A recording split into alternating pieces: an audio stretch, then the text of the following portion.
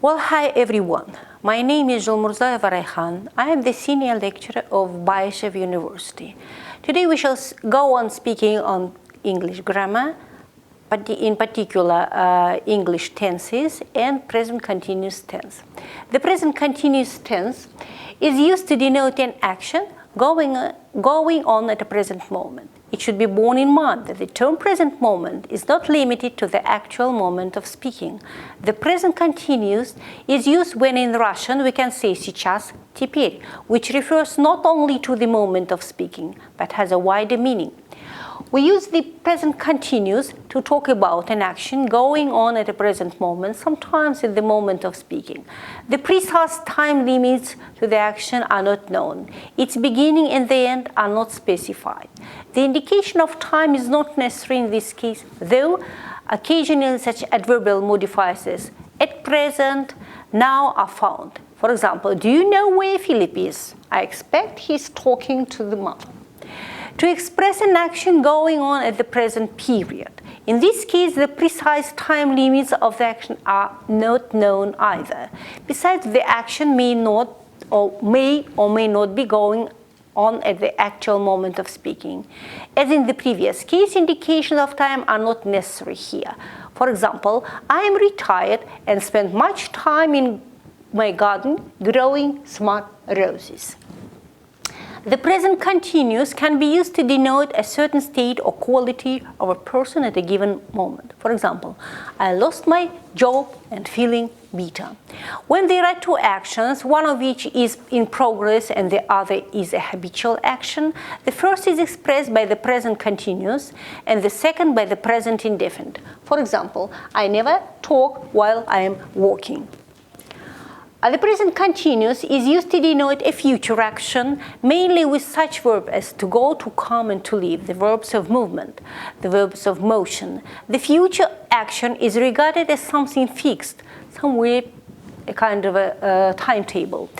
He's coming to us tomorrow to stop till next o'clock. Or for example, his train is arriving at 8 o'clock. Here the action is fixed in the timetable. The present continuous is used to express a continual process. In this case, the adverbs always, constantly, ever are used. For example, the earth is always moving, the sun is ever shining.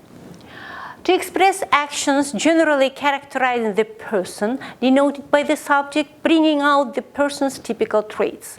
Often, the adverbial modifiers always and constantly are found in these sentences. For example, people are always blaming their circumstances for what they are. She is a typical spinster. She's constantly speaking about her. She's so talkative, she's constantly speaking of her boyfriends. Or she's a typical spinster, she's constantly grumbling. Present continuous for the future. To express one actions which will take place in the nearest future due to one's previous decision. For that reason, the action is regarded as something definitely said beforehand. We usually find an indication of a future time in this case. For example, I'm sailing early next month. I bought tickets last week. We can also use the present continuous tense to talk about the future if we add a future word. We must add or understand from the context a future word. Future words include for example, tomorrow, next year, in June, in Christmas. We can also use the present continuous tense to talk about the future. If we add a future word, we must add or understand from the text a future word. Future words include, for example, tomorrow, next year, in June, at Christmas, and so on. We only use the present continuous tense to talk about the future when we have planned to do something before we speak. We have already made up a decision and planned before speaking. Look at this example. We are eating at Joy's Cafe tonight. We have already booked the table. They can play tennis with you tomorrow. They are not working. In these exams, a firm plan or program exists before speaking. The decision and plan were made before speaking. The present continuous tense is used to express an action thought of as a continual process with the adverbs, again, always, ever, constantly. The action is represented as going on without any interval. She's always grumbly. She has nasty character. She's constantly thinking of you. She's such an affectionate mother. There is an element of exaggeration because the action in this case cannot go on without any intervals. The exaggeration is called forth by emotions. It is usually used in literary style. You should note that continuous tense also called progressive tenses. So the present continuous tense is sometimes called the present progressive tense. How do we make it?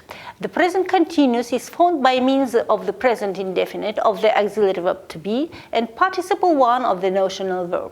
In the interrogative sentence, the auxiliary verb is placed before the subject. In the negative forms, the negative particle not is placed before the auxiliary verbs. Well, how do we spell the present continuous? We make the present continuous tense by adding the ending ing to the base verb.